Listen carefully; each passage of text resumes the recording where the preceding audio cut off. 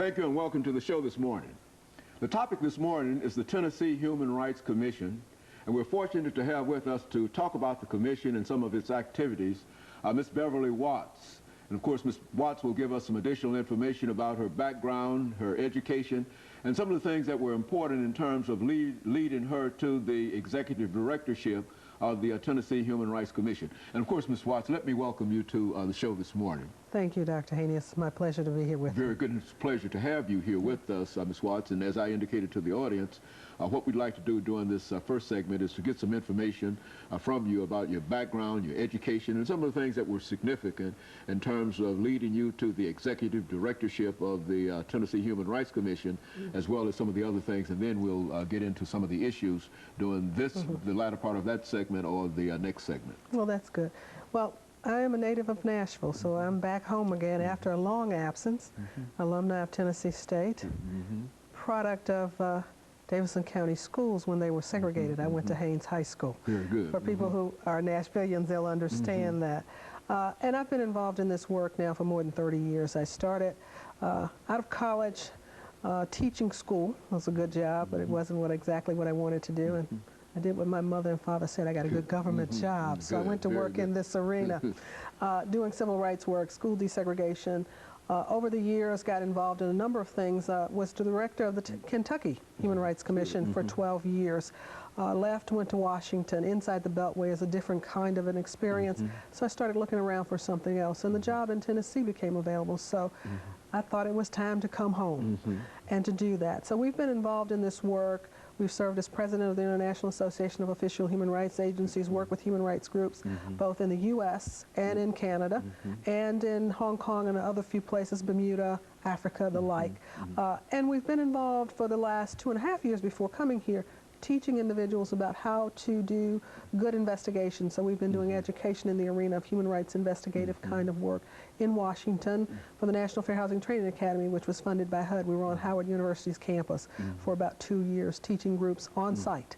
So that was an exciting experience and unique, and I think it gave me some more insight on what I need to do and how we can work better with the staff. We have 30 staff people who work in 4 offices across the state. We have an office in Chattanooga. We have an office in Memphis. We have an office here in Nashville and one in Knoxville. We have 15 commissioners appointed by the governor. Our chairperson is Spencer Wiggins, who is located here in Nashville. And a lot of people know Mr. Wiggins. So I'm just so pleased to be here. We have a great staff. We have a great group of commissioners. And I think given my background in the many, many years, and it's 30 plus at this point that I've been doing this work, I look forward to working with the staff. And we have some challenges, but I think we're going to be able to make it.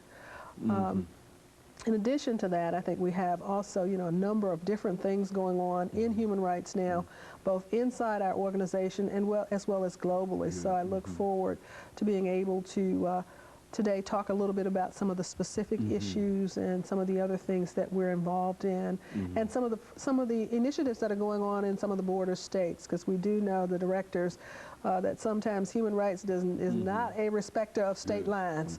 So we're happy to be able to perhaps pull together some coalitions across state lines. When you move north and you get to the Kentucky border, sometimes it's invisible. Okay. Well, I tell you, let's look, before we leave this first segment, let's look at some of the issues in terms of the organization itself, that is the Tennessee Human Rights Commission. Where did this organization come from?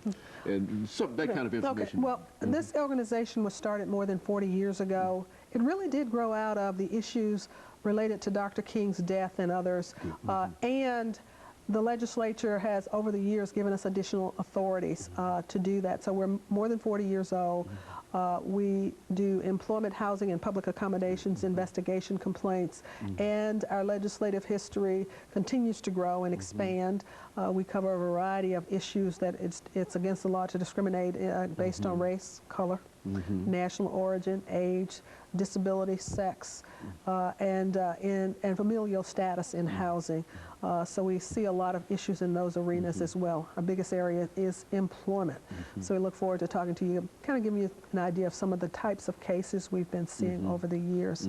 And then we have housing cases across the state as well. Very low number of public accommodations cases, But I think given Jenna 6, we want to talk a little bit about what we're seeing out there and what kind of things are coming up in this whole public accommodations arena and some of the things that are happening there as well.